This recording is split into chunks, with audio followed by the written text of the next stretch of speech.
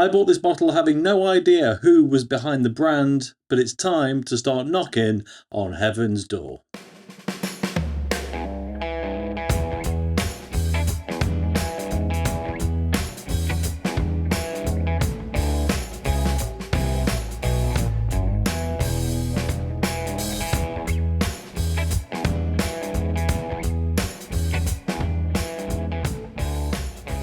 Hello and welcome back to the channel, and yes, today I'm taking a look at this Heaven's Door bourbon. I'll be honest, I didn't know anything about it, but it turns out this is indeed a celebrity whiskey. Now let's be honest, you wouldn't know it from the front. All it says is Heaven's Door, and I'll show you the bottle now, and it just says Tennessee bourbon, and if I spin it around, straight bourbon whiskey, 42%, 84 proof, 700 ml, you know, the normal stuff.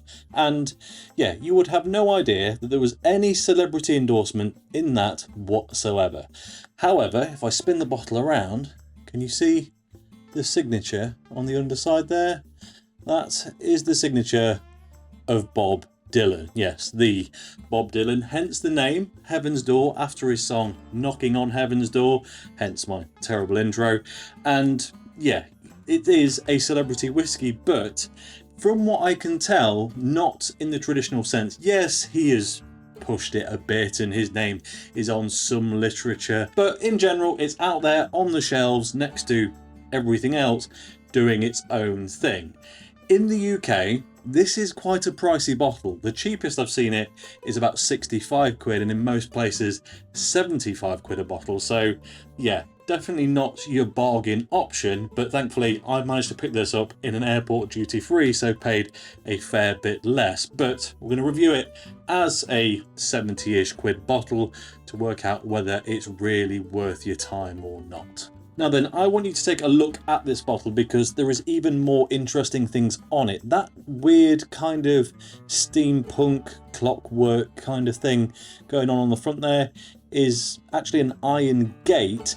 An iron gate designed by Bob Dylan himself in his own blacksmithing workshop. If nothing else, the man is multi-talented in many spaces. I'm pretty confident he's not the lead distiller or head distiller for Heaven's Door, but yeah, I'm pretty confident he does get a decent say about what goes into the bottles and ultimately what the end result actually is. In addition to that, it's got some nice bits on the side, some embossing there, and finally when you get around to here, there is a little bit of info. I'm sure you're not going to be able to read it properly on the screen there, but I'll let you know what it says. It says, I wanted to create a collection of American whiskies that, in their own way, tell a story, and that quote is accredited to Bob Dylan. We finally see his name properly. It says, our Tennessee straight bourbon whiskey is exceptional by all measures, smooth and lasting with notes of baking spices, vanilla, layered over a bed of toasted oak.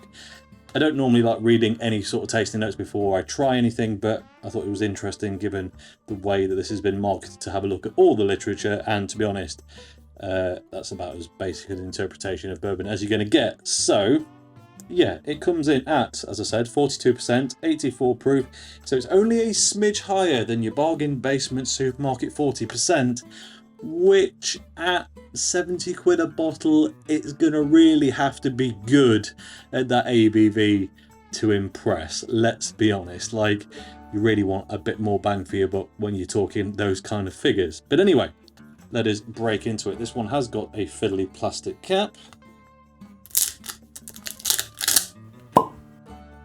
Good cork pop though, and it is a proper cork, which is always nice. A nice big tall bottle, not necessarily the most ergonomic to pour though. I'm worried about dropping it. In the glass, let's be honest, it looks like almost any other bourbon. It's not the darkest, the deepest, the richest out there. Got a nice sun-kissed golden hue to it, and otherwise really not much else to say. Are the legs sticking around on the glass there? Not massively, and that maybe isn't a surprise given the relatively low ABV and proof, but anyway, never mind. What really matters is how it tastes. But first, aroma test. Oh, that distinctly reminds me of something other than bourbon. It's got some woody notes. It has got some spice. It's got nice caramel hit. It's, yeah, vanilla, toasty, quite a lot of spice in there, to be honest with you. It's quite seasonal in its approach, you know, kind of winter, autumnal spices. It's, yeah, very cinnamon, nutmeg, that kind of thing. But there is something else distinct. And I think it's an amalgamation of that woody, oaky tone and the spices that are fusing together and reminding me of something. But what on earth is it? I feel like I'm blowing in the wind a bit here, but it's something reminiscent of like a fruitcake. Think like Christmas fruitcake with the marzipan, with the icing, with everything.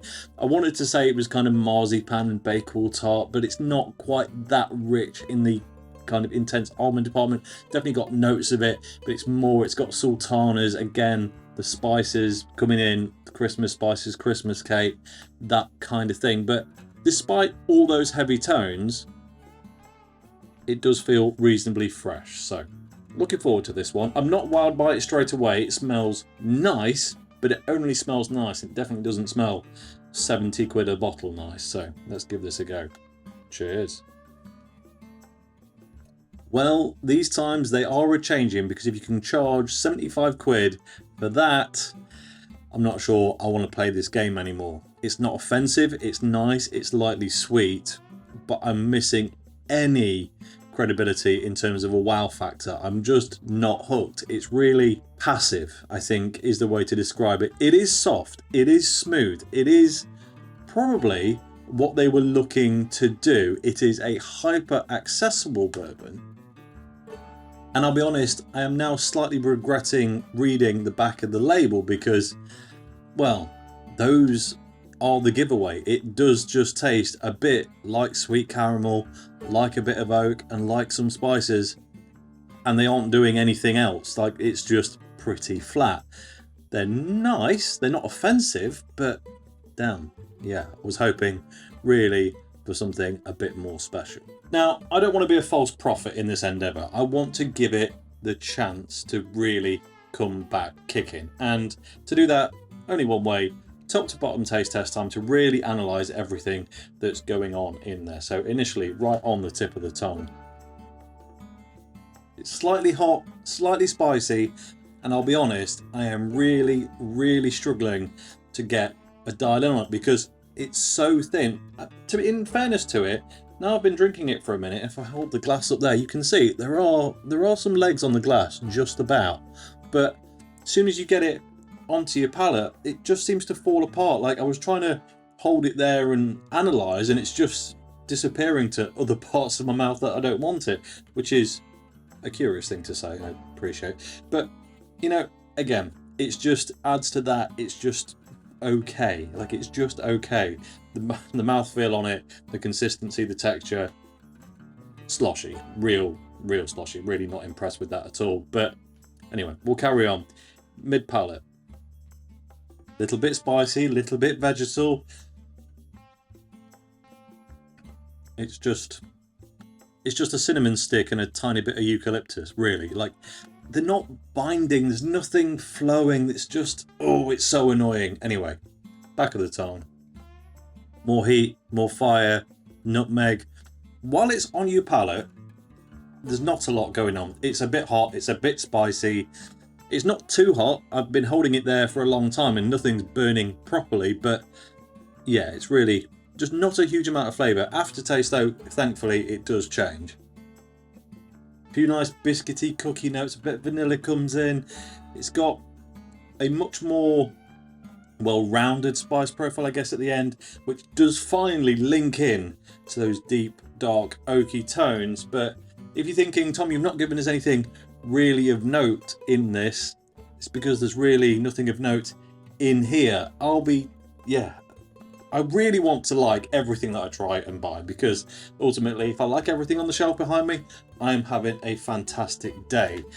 But it's just a bit of a hurricane of disappointment so far. Has anyone got a bottle of this and genuinely enjoyed it? Because maybe it's the neck pour thing, you know, just open the bottle, maybe it needs a bit of time. Normally, when that happens, you can feel that there's flavours there, but they feel closed up. They feel close together, they feel, you know, like they've got more to offer, but you can't quite break into them just yet. This doesn't feel like there's anything to offer. Everything already feels spaced apart. If what happens with most whiskies happens to this, it'll be really quite, well, yeah, nondescript indeed. It doesn't taste bad. That's the other infuriating thing. It is a good product by all the metrics, and I think they even said on the side here, yeah, our Tennessee Straight Bourbon whiskey is exceptional by all measures. Smooth with lasting notes of baking spice and vanilla laid over a bed of toasted oak. It's not a lie. All of those things are in there, but the measure that they didn't consider was depth of flavour, was variety of taste. It is smooth, and that is a fantastic thing about it. If you want to get into bourbon and you always find it a bit hot and a bit overwhelming, this might be the way to get into it. But yeah, I'm struggling here. I really want to like it, and I'll be intrigued to know if anyone has a bottle and thinks it's genuinely very good, or is just this base version not great and actually some of the special releases are. But yeah, I'm going to be struggling to convince myself to pay any more than this for anything from them, because, well, it's just not working. And interestingly, one of the people who co-founded this with Bob Dylan also co-founded Angel's Envy, and I feel like I said something similar about that. Now, the distiller, the master distiller behind Angel's Envy, Lincoln Henderson, is a legend and ultimately had all of the creative say, I think, in what went in there. But I feel like there's this emptiness, this lack of depth, this just...